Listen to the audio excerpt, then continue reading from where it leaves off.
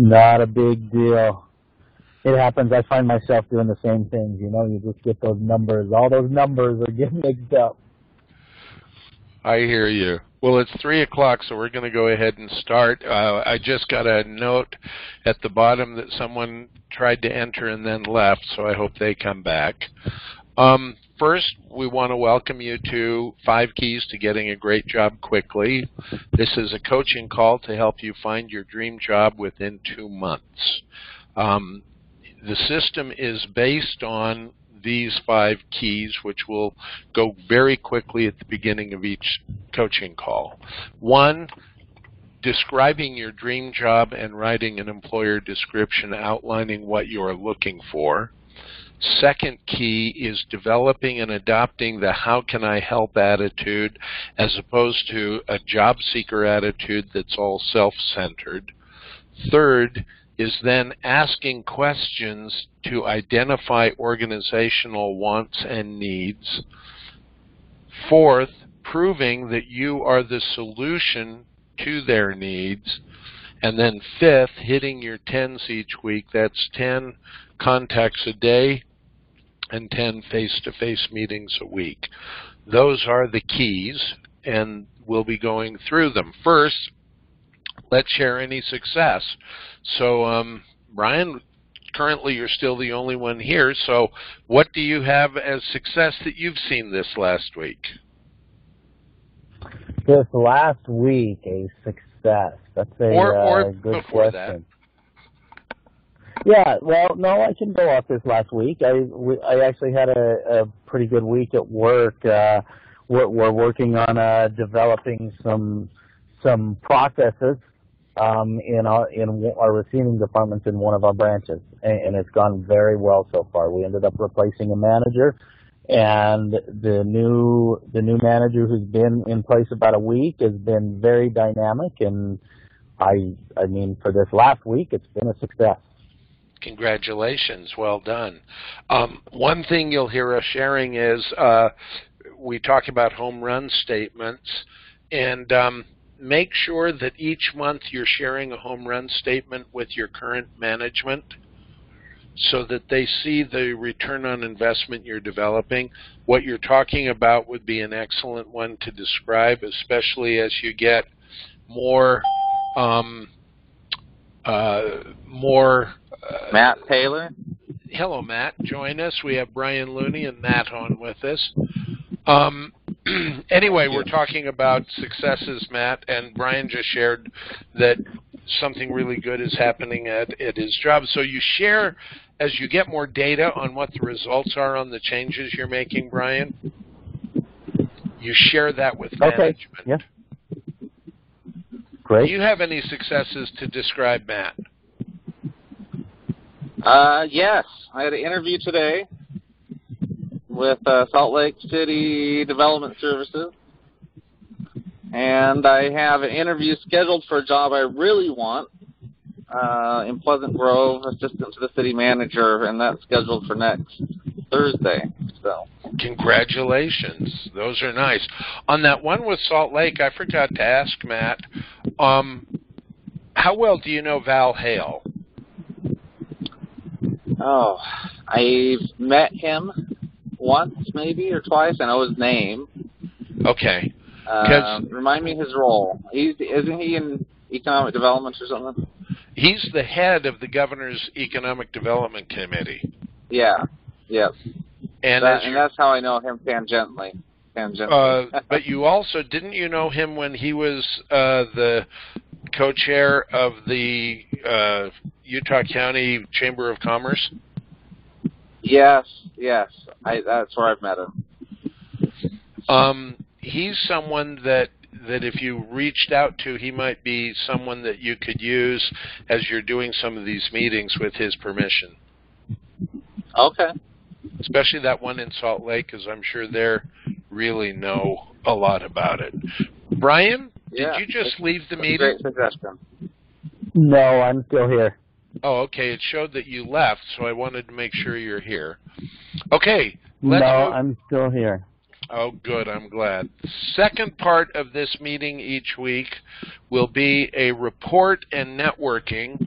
Since both of you, this is your first time here, as we mentioned in our model, we want you to get 10 contacts a day or 50 a week and 10 face-to-face meetings.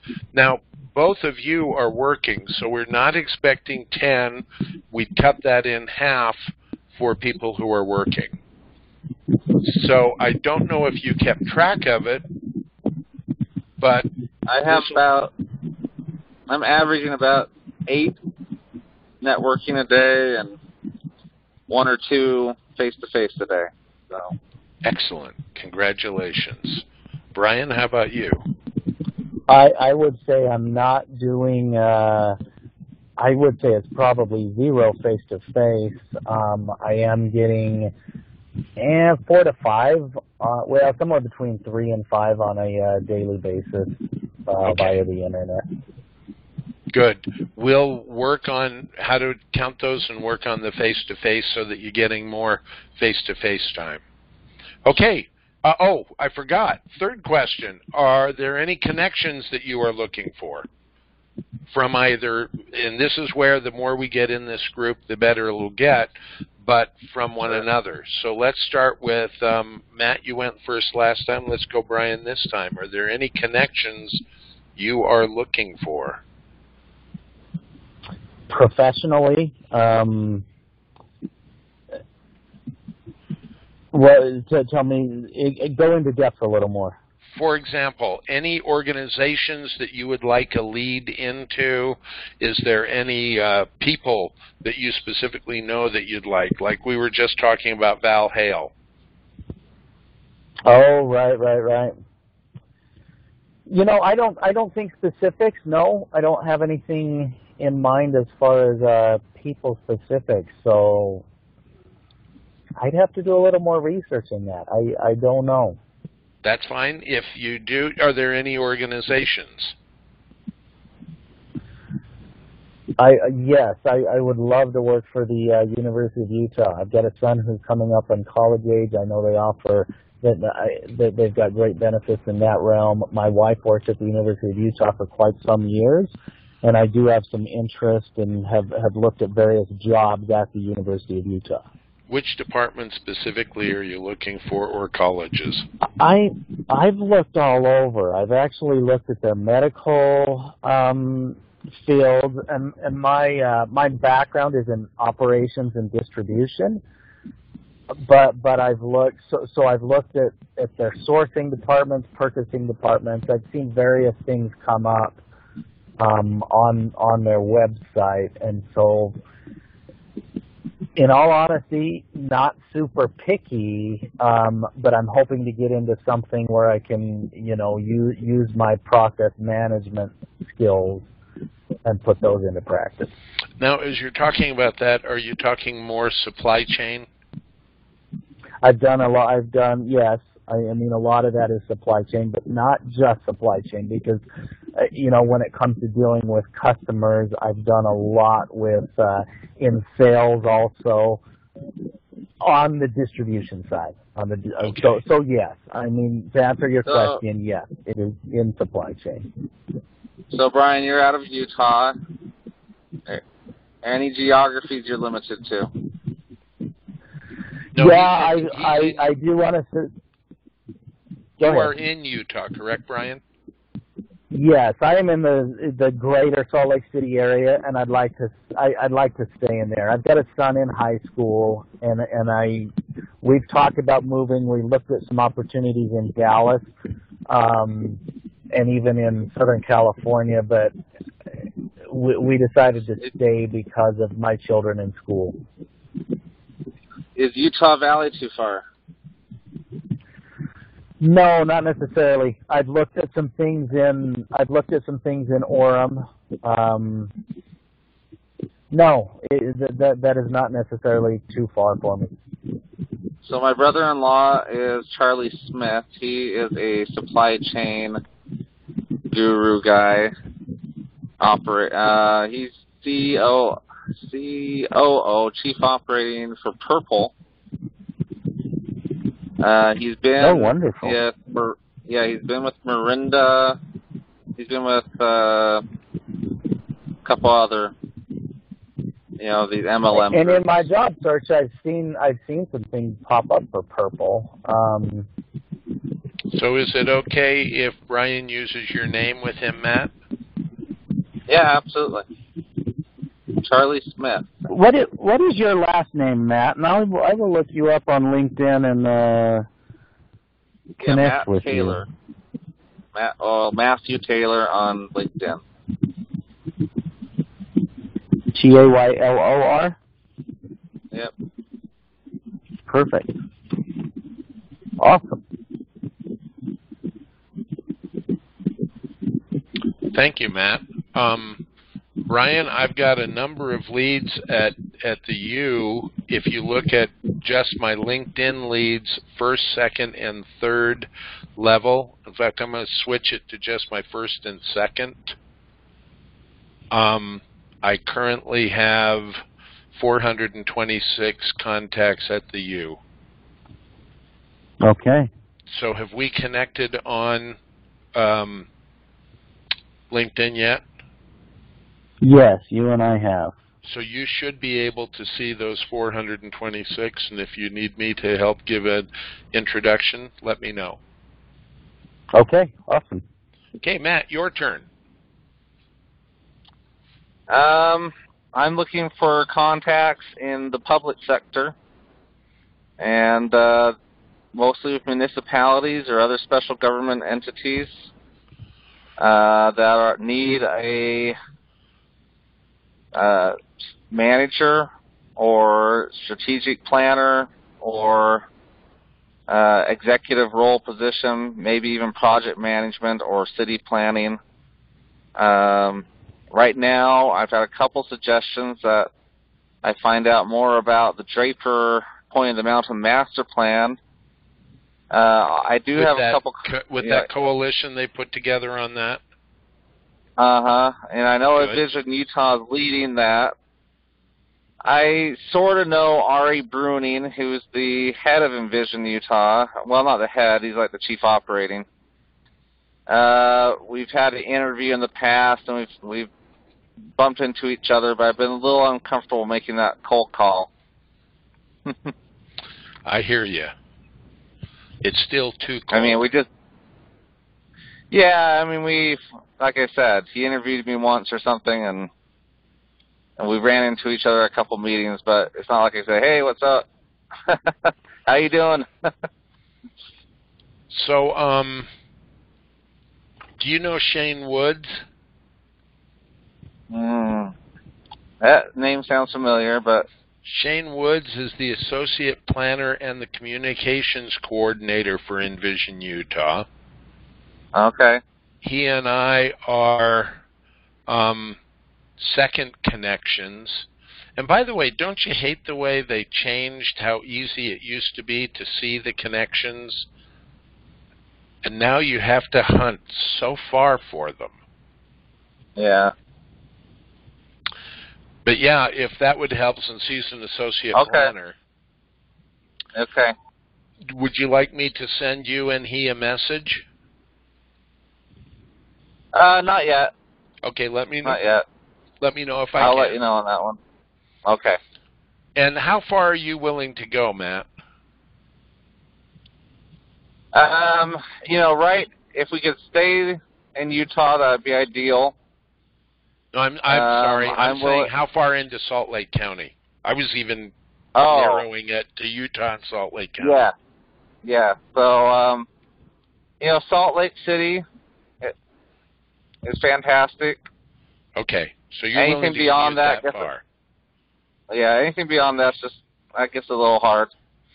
Okay. Did I already introduce you to Chris McConaughey, who's on the West Jordan City Council? Of course, West Jordan may be a place you want to avoid.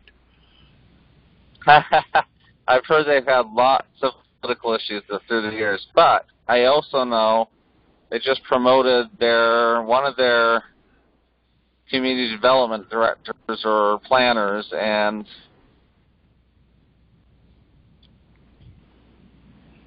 yes. Uh-oh. I think we just lost Brian. Did we lose him? Not Brian. We no, lost I'm Matt. here. Sorry, Brian. Yeah. Hopefully he'll come back in. Right. So when he comes back in, we'll finish that off. Any other networking Absolutely. I can do for you, Brian? No, I will go in and look at your contacts, and I will go over some profiles and see if there's something I may be interested in. If one of those contacts might be beneficial.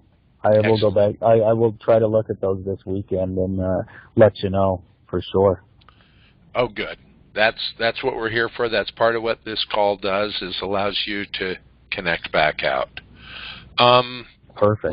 Let's go to the next part, which is what shall we discuss today? And this is where Matt, you're back. Matt, sorry, I must have got dropped. You did, and we're glad you came back. So, Chris McConaughey, do you want me to send an email to both him and you? Sure. Let's do it. Then I would follow the rules that we've got on asking questions and use Chris to get you into hopefully filling that position that they just promoted the one guy out of. Yeah. And, I have the guy that got promoted, he is a first contact on my LinkedIn. And how well do you know him? But I don't know him well. In fact, I can't even remember if I've met him in person. Okay. Yeah, reach out to him. Try that. Once again, it's the more people who can give you information, the better. Sure. Let me know. I'll reach out to him. Text me, let me know, and I'd be happy to arrange the connection. Okay. Okay, what do we want to discuss today? This is where you bring up those issues you're dealing with that you would like further help with. Well, so I have a question. If either of you have experience with this, I found myself reaching out recently to recruiters on LinkedIn and basically just that, asking them to connect and then messaging them to see if that is something, if there's anything interesting that they're offering or if I can send them my resume or whatnot. Do either of you have experience with the possible effectiveness of that? I haven't found it ultra effective as of now, but I've only been doing that about a week. Let's have you start, Matt, and then I'll pitch in. No, I don't have a lot of experience. My first call with the recruiter was this morning, so okay. I went. He was a friend of mine referred me to him, and ultimately I wasn't what he was looking for in the job he was trying to fill.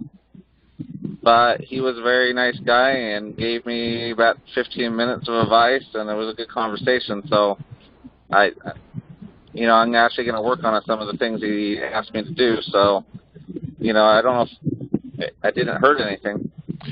Let me ask a question. When you say recruiter, both Brian and Matt, talk to me about what you're meaning by a recruiter.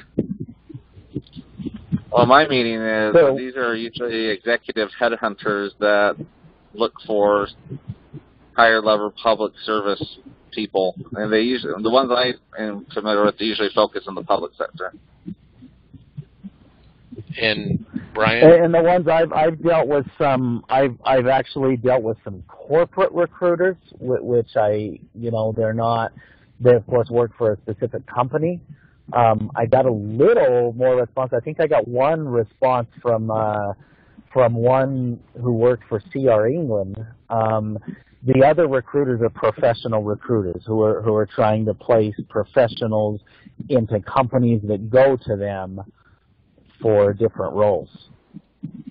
Okay. Let me share, and by the way, there's a really great book, especially if you're finding these from LinkedIn. Wayne Breitbart has written an excellent book on LinkedIn,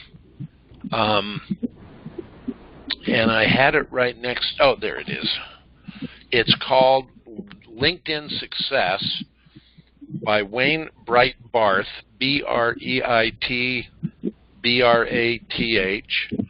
and I went through the entire book, and he helped me increase 1,000-fold success of what I'm having on LinkedIn. He has an entire chapter on using LinkedIn for a job search.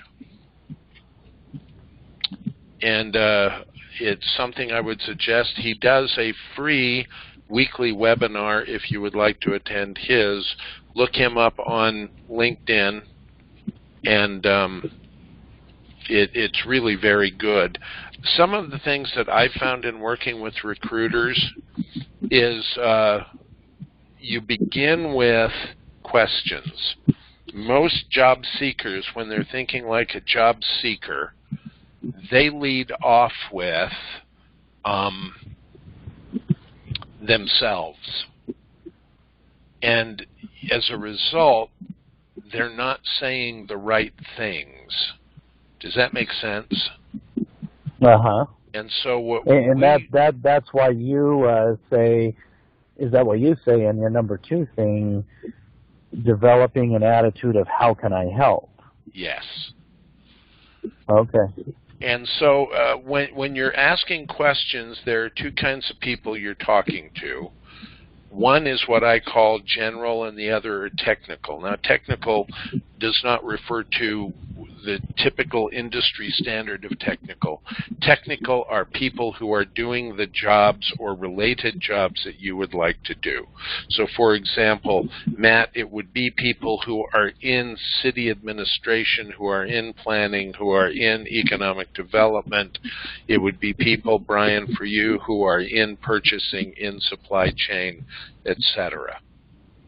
With technical people, and this now begins to include recruiters, and I'm going to start with information that will go for both of you. You start by asking about projects or goals. What are they working on at this current time? What are the desired results? Remember that when you're working with a headhunter or a recruiter, they are trying to fill a specific need. So what you want to do is identify those specific needs, not that they are currently looking for, but what are the typical needs that company is looking for? What are the challenges the company is having that they might need help with? So what challenges are impacting the progress that the company is wanting to make, both to a general recruiter and to a corporate recruiter, what I'll call a headhunter and a corporate recruiter? What help does the company need to achieve those goals? And when you're talking to them, you also want to talk about what they're currently working on, but also what do they see in the pipeline. And Matt, you were very good in identifying very quickly, these are headhunters who are specializing in public administration jobs, public service jobs. Yeah. So you ask questions to identify what that recruiter, whether it's a corporate recruiter or a headhunter, what is their specialty? And then, after asking good questions, you then say, this is what I have done, and you share either what I call your dessert tray or some home run statements. And in those, you then say, since you're not working with this kind of a population, who do you know that does work with this? If it's a corporate, you say, okay, you're not dealing with supply chain. You're not dealing, and Matt, obviously a corporate recruiter for you is definitely going to be covering probably everything you've got, because except for really huge cities, even Salt Lake has how many recruiters? I don't, 0? No, I know they've got at least one. Okay. Yeah. The smaller cities don't have recruiters. They'll have HR generalists. Yeah. So then you ask who that is, and you say, can I use your name when I call? So that your call becomes a warm call to the next one. Does that help? Yeah. Breitbarth, as I said, Breitbarth goes into an entire section in his book. I'm just going to share some of the key things that he highlights. Is that okay? Absolutely. Okay, his point, now he's not talking necessarily recruiters, but what he is talking about is just working with it. So he says, first, be sure that your headline states that you are looking for a job. Use very specific language such as actively pursuing. Now, since you're both working, you may not want to advertise that. Okay? Right. Yep. Don't list your last job as your current job if you're unemployed. If you are employed, definitely list it. The first paragraph of your summary section should explain what you consider to be the perfect position for you. And that's where writing your employer description helps. Make sure you have 2 recommendations for every job you've ever held. And this is where you'll need to go back and start in sending invitations and requests for people to do a recommendation. Then also be sure that your profile is loaded with keywords that recruiters will be looking for, terms relating to your specific software, processes, degrees, specialties, and training. And make sure when you do it, you're using the terms that are most used in your industry. Does this help? Mm-hmm. Yes, absolutely. This is Breitbart.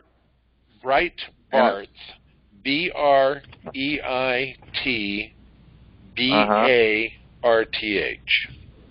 All right. And it's chapter 18 in his book, Is a Job Seeker's New Best Friend.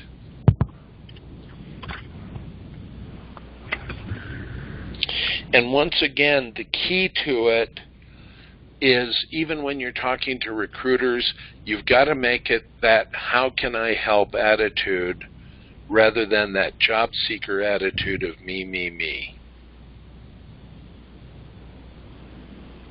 How can I help you as a recruiter get the kind of person that you're needing? And if I'm not that person, then let's move on. Who would typically be working with someone with my background? Who are the companies that need help with this?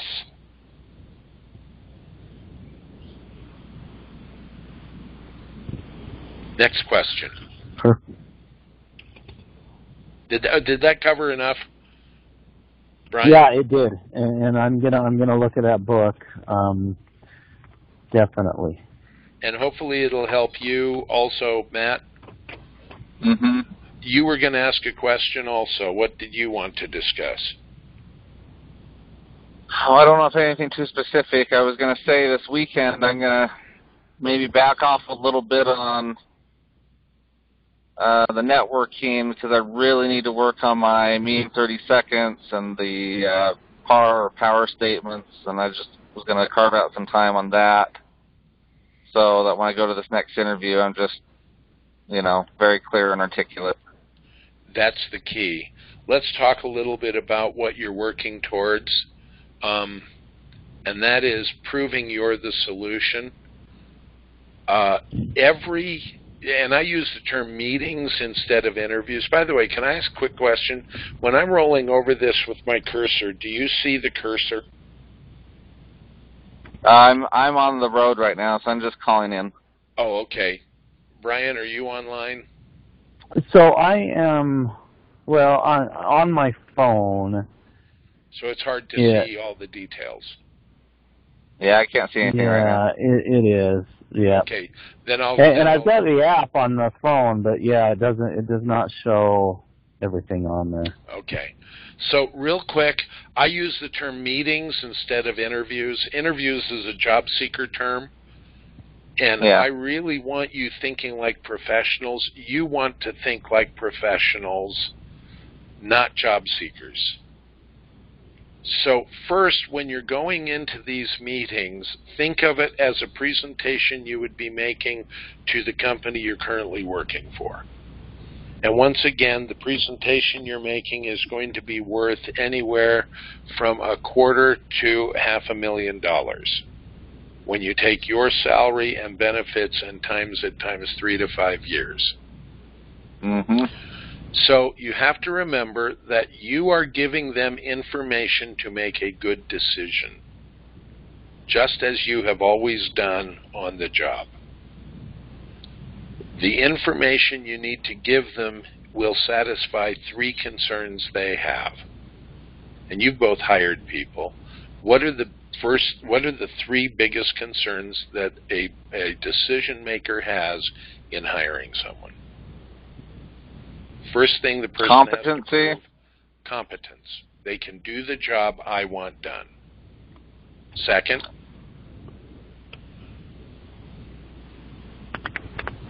will they fit in? Exactly. Will they fit? And an HR recruiter, a corporate recruiter, is looking, will they fit into the corporation? What is the team leader looking for? Mm-hmm. Well, and I called my so this Pleasant Grove job, I actually called the guy that left. Good. Well done. And he was very helpful. I said, what do you see the top 2 challenges being that need resolving? And he cued me on that. But then he followed up and he said, but ultimately, and the good thing is, he said, I talked to Scott about this last week, and there's, he's wide open. He has nobody pegged. And this is HR heavy, but he's also wide open on a generalist manager like me coming in and doing it. And he said, really the key is going to be whether you fit in or not. So what questions did you ask him to determine what the fit was? And I guess that's where I failed. No, that's okay. The beautiful thing about this approach is you don't want to do real long phone calls. It is better to do several short phone calls, so you now have another reason to call him back and ask him, who else would you suggest I talk to? And you now ask the questions about fit. Yeah. Well, and I talked to another employee, friend of mine there, and she mentioned that in Pleasant Grove, the culture is a bunch of good old boys that have worked there forever, and it was hard for her because of the first 6 months because she wasn't part of the group. Did it take 6 months and she now feels she is part of the group, or is she still the new kid? I think she still feels a little on the outside, and she said, I love my job, I love everything about here except for this weird culture. Okay. So part of it is we're going to want to verify how much of the culture is gender-based, how much it's age-based. Also, when you have a culture that's made up of, and I'm going to emphasize old, the question you also want to know is that old guard retiring, and are they bringing in a new guard, and what is the change going to be in the culture that people are seeing? Sure. That's a question that you can ask that will really help prepare you for the meeting. Okay. And by the way, it applies to you also, Brian. This is general. Remember, when you go into the meeting, you now know my goal is to prove that I'm the solution they're looking for on competence fit, and the third one is return on investment. Then all the questions they're going to ask are going to be divided into what I call 4 types of questions. One are questions that are asking you to describe your skills, abilities, and results related to their wants and needs, and that's where you use power statements or home run statements. And your desired effect with those is to get them to go, wow, with varying degrees of emphasis.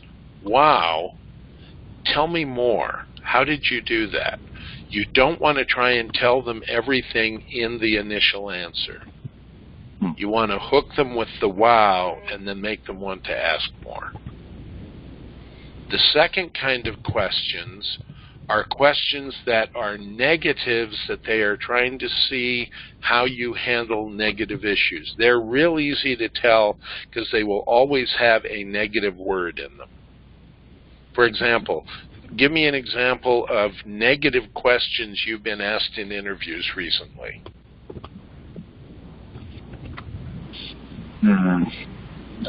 Yeah, a couple days ago I had a phone interview with Tulare, California. Oh, I used to drive through Tulare all the time. Oh, good. You like it? Not a place I would live. Yeah. I'm treating this as a practice. Good. Mostly. Good. You don't have a decision until you have an offer, and in the meantime, it's great practice. Yeah. So, it was interesting because it is a principal planner, which is probably a step or two below my actual competency. And they called me out on it in a way. They said, so you've had some pretty vaulted positions. Are you going to be okay doing the grunt work, basically, they said. So I don't know if that's really the type of question you're looking for, but it was one of those things where I had... That definitely is a negative question.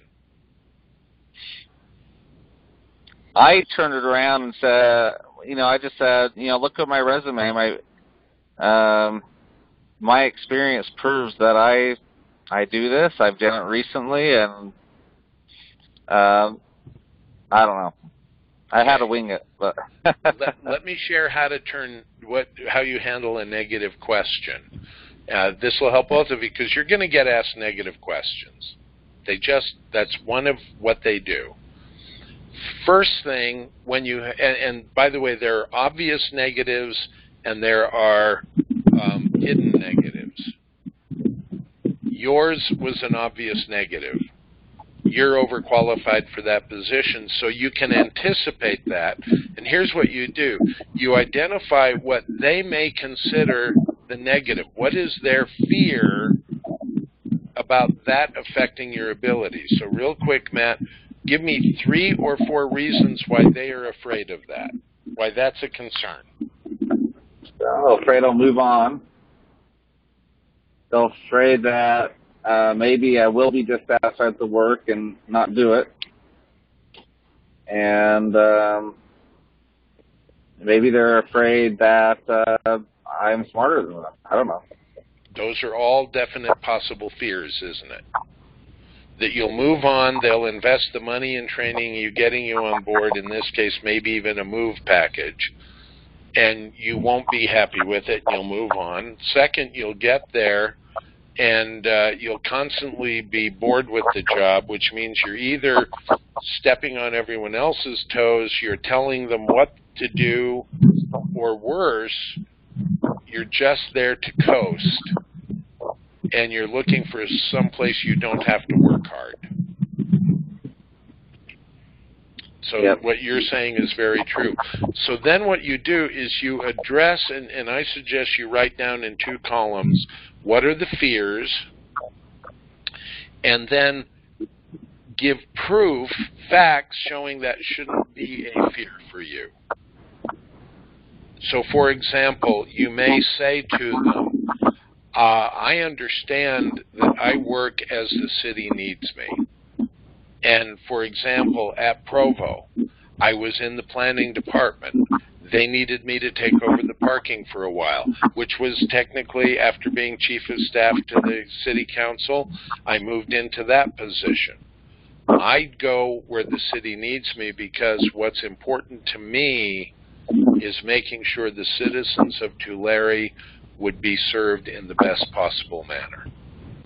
Is that the kind of attitude you're looking for?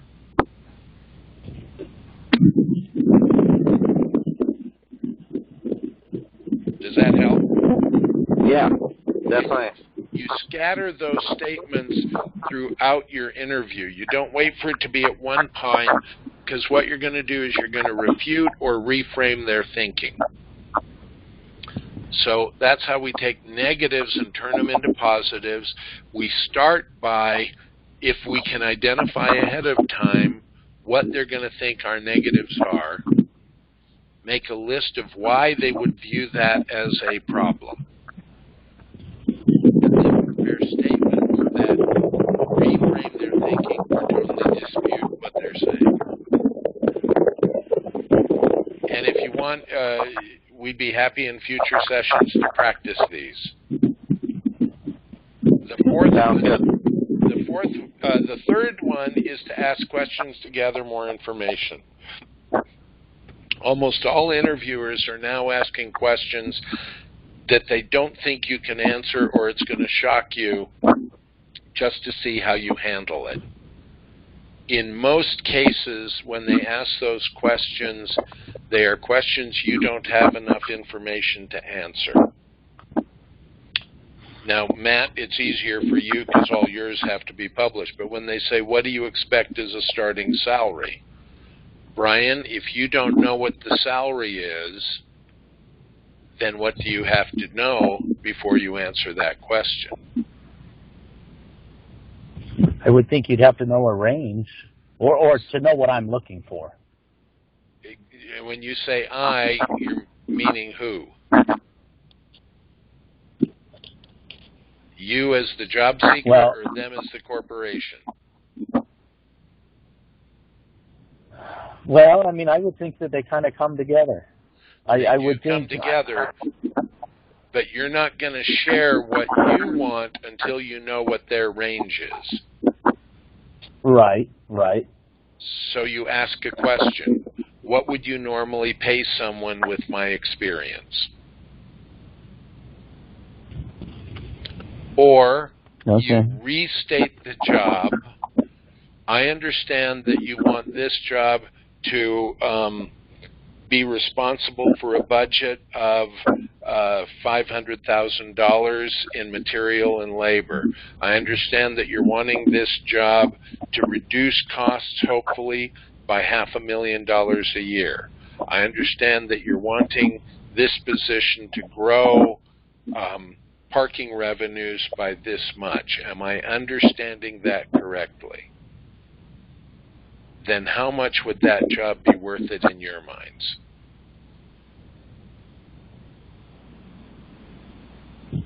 Okay. You see how you ask? The other one is people are always getting asked what I call the bizarre questions.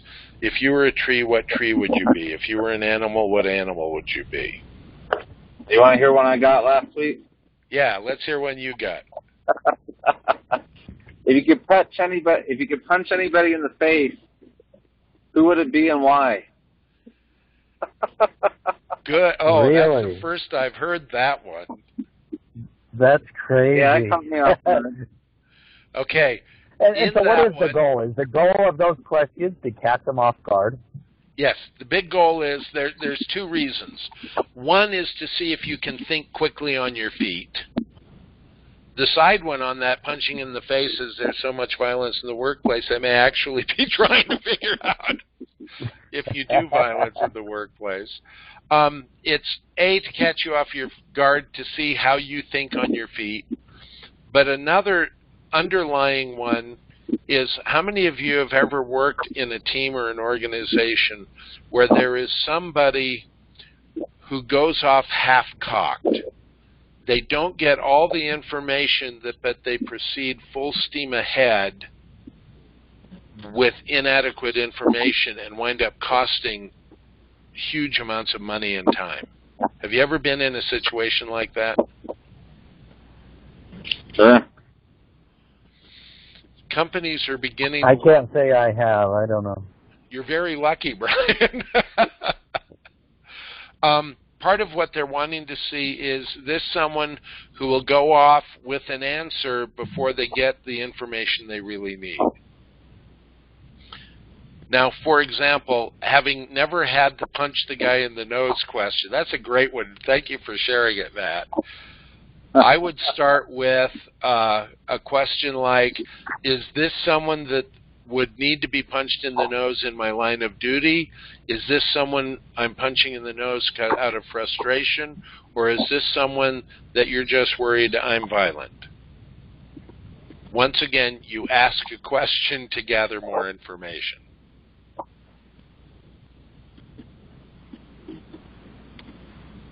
And sometimes when they're dumb questions, the best answers are dumb answers. Yeah. How did you answer? Yeah, probably pretty poorly, but I made him laugh at least. Good. I said, I didn't want to be specific, so I said, probably the passive aggressive politician. And then I went on to explain. I'm assuming there were no elected officials in the interview, right? No, there was a planning commissioner. So they laughed, and then I went on to explain. I like your approach better, Larry. But I went on to explain, my approach to things is to communicate directly with people. First I said, actually, I'd never do that. And my approach is to communicate directly, to be clear and concise and respectful of people, and have that open dialogue and not have that behavior. That's a perfect answer. In this case, you took the negative and turned it into a positive. I mean, the question obviously is a negative question because the word punch him in the nose is in the question. Yeah. So good job. Yes. It's coming back and saying, well, I've never punched anyone in the nose. Going with the joke, that was a good joke. And then stating how you deal with problems is what they're really wanting to find out, isn't it? And then the last one, type of question is the dreaded tell me about yourself. And as Matt's already said, LDS employment teaches you create a me in 30 seconds using your coat of arms. I call it a dessert tray because LDS employment's already copyrighted me in 30 seconds.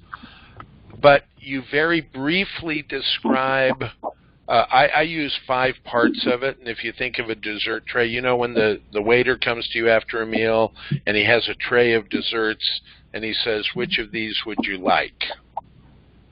And they have found that stores that do that consistently increase the upsale of desserts. But I put on mine hobbies, civic service, education and training, past work experience, and then the third base portion or the results portion of your power statements or home run statements. And you have to get it in 30 seconds.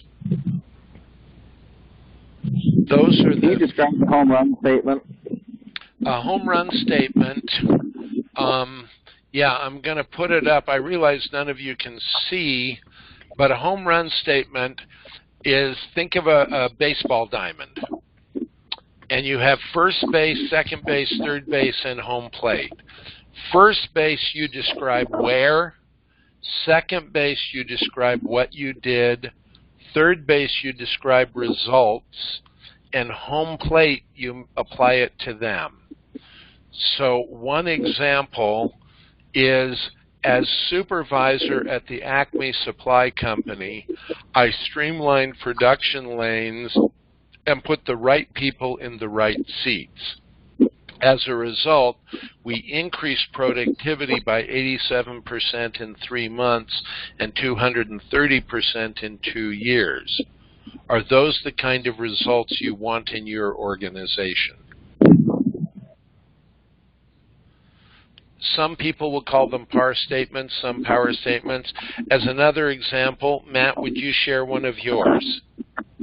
And that's why I'm taking time this weekend to work on them, because I'm terrible, but I'll wing one. Try using so, this. Try thinking first base, second base, third base, and home plate. Yeah. So what was first base again? Where? Where? So, for example, as the planning director or as the chief of staff for the City Council of Provo. Yeah. Okay, I got one. So as the chief of staff for the City Council of Provo, we, what was second base? What you did, and you don't want to dance on second base. Okay, so do we want to define the problem, like in a PAR statement? You could, or you can just imply what the problem was with what you were doing. Either way, the what can include the problem and what you did. Okay. So chief of staff of the Provo City Council, we streamlined the administrative review process and went to a digital workflow management system that reduced administrative overhead by 1.5 employees over 2 years. And I was able to transfer those resources into our newly formed policy and communications division. Now bring it home. Are those the type of results you're looking for? Exactly. Perfect. How'd you feel about it, Brian? Yeah, that was good. That was good, and I like the specifics. I think are. I think that's what people want to hear. Yes, it takes it from generality and makes it fact. Couple of things that would help as you're preparing them on that. What were the results you were looking for? You mentioned 2 results. One was you reduced 1.5 FTE, and you were able to transfer, you said the word resources, to the new department. I'm sure that there were probably 1 or 2 other results that are implied but not mentioned. Yeah. I mean, one, we were able to, I don't know. I mean, it used to be a 10-hour process, and then it came down to a half-hour process. That's powerful, isn't it, Brian? Yes. So you include that in your result, that as a result, we reduced 1.5 FTE at a dollar figure will help, and we reduced the time needed from 10 hours per item to half an hour. Okay. That just sparkles it, doesn't it?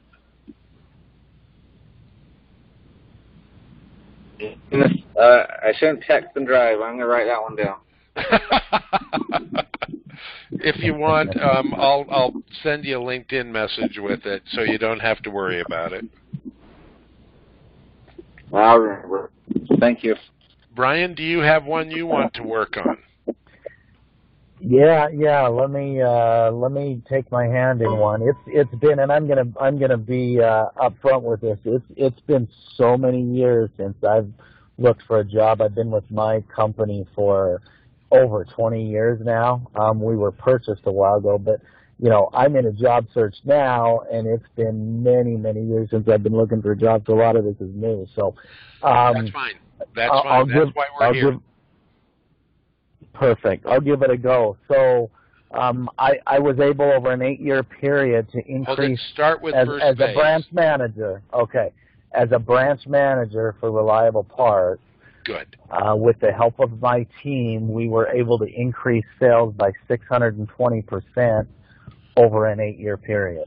And we did that by proving that we were operationally excellent in all areas, decreasing picking errors and increasing our stock for our customers.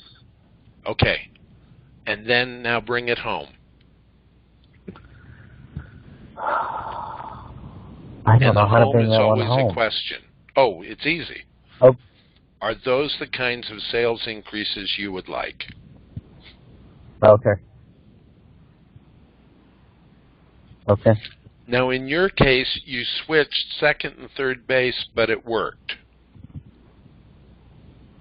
You went No, from where? second base was what you, Second base would have been what you did. Third base would have been the results. Okay. But in your case, it worked because as a salesperson, you went straight to the bottom line, which will help them. Okay. Now, what would strengthen it? And by the way, I think we lost Matt. I think he stopped to text and drive. Yeah, I thought I heard him fall off of the call. So exactly.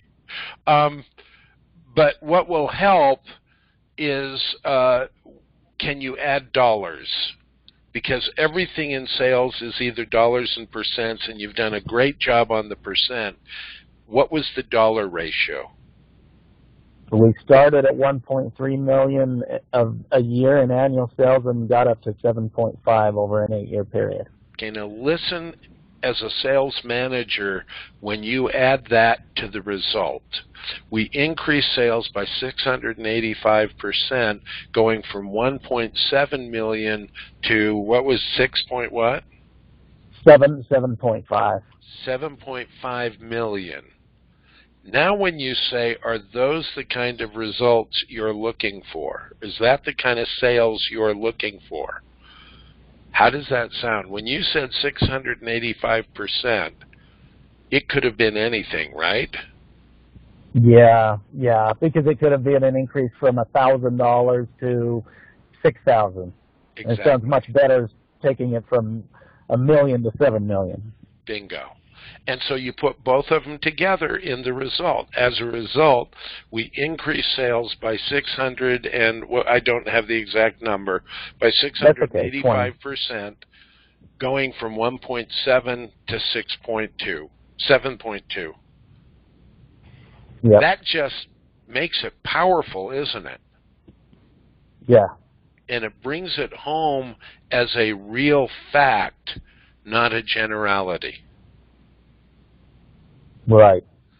You start sprinkling great. 5 or 6 of those throughout an interview, and now you have to make sure that if you're talking 1.7 to 7.2 million, that it's not talking about a branch, an organization whose branches are expected to do 500 million, or one that's expected to do 500,000. So you pinpoint it. But yeah, that's a good statement. Well done. Okay, good. Now, what would you also sprinkle some, I mean, somewhere in the interview, where my background is supply chain, and we've, over the last 18 months, I've successfully moved 2 branches using, some different project management skills because we had to move the branches and millions of dollars worth of inventory of small parts. I mean, really small parts, and moving those. How would you hit a home run with a statement like that? You first of all break it into specifics. Whenever you try and deal with a generality, it'll get tough. But you'd say, for example, what was your position at the time? I was a regional manager. Okay, so as regional manager of, name the company again. Reliable Parts. Okay, we had to, was it consolidate or eliminate? Or just move? No, relocate. Just move. Okay, yep, relocate.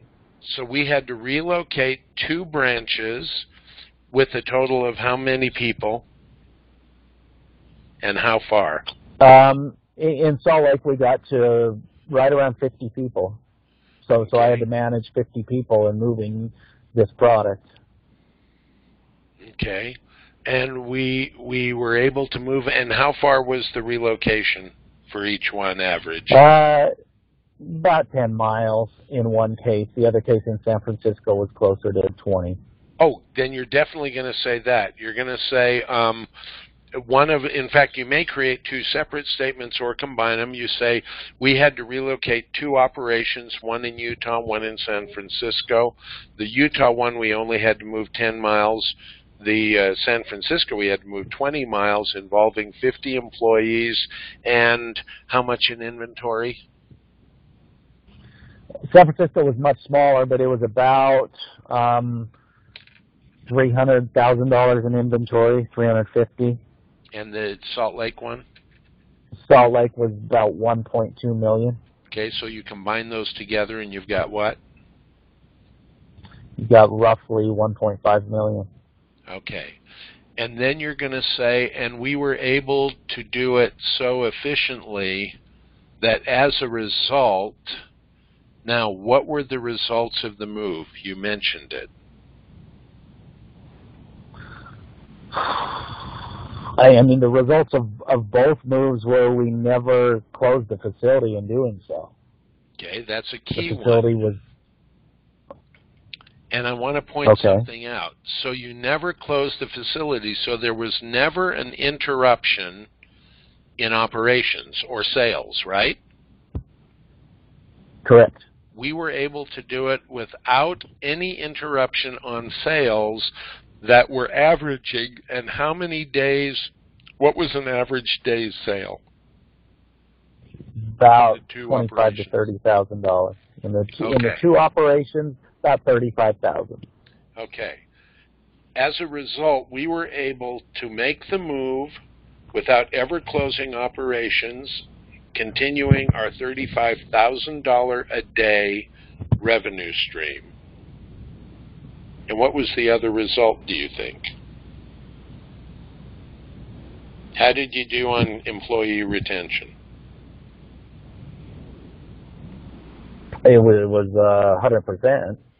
Okay. Because neither of them were super far away, so good. We didn't Keeping lose any 100% of our staff happily engaged.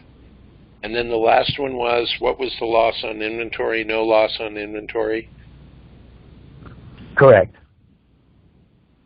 So now you've got the statement, and you'd refine it. As regional manager for the company, we had to consolidate. We had to move two locations, one in Utah 10 miles and one in San Francisco 20 miles, with 50 employees and about $2 million in inventory. And as a result of our efficient planning and working with those branch staffs, we were able to make the move without a loss at all of our $35,000 a day sales, keep 100% of our employees, and have all of the inventory transferred effectively. Now, is that the kind of person you want on your staff? Okay, great.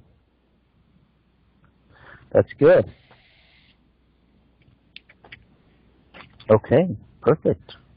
Does that help? We've come to the end of our Yes, hour. very much. Is there anything else? I don't think so. The one question I do have is, do you do this call every week, or is it a once a month call? No, we do it every week, unless it's a major holiday. Okay. Right. So hopefully, right. Okay. Hopefully we will see you next week. In fact, let me put up the closing sign. Hopefully we'll see you next week. Join us at 3 p.m. on Friday. Also, the recording of this we will post on our YouTube channel and on Free Conference Call, so that if you want to re-listen to it because you didn't get it, like Matt was driving and couldn't get that statement he wanted to write down, you can re-listen to it there. Hopefully we'll see you next week. Thank you, Larry. Brian. Thank you, Matt, and everyone else. Thank you. Bye. All right. Bye-bye.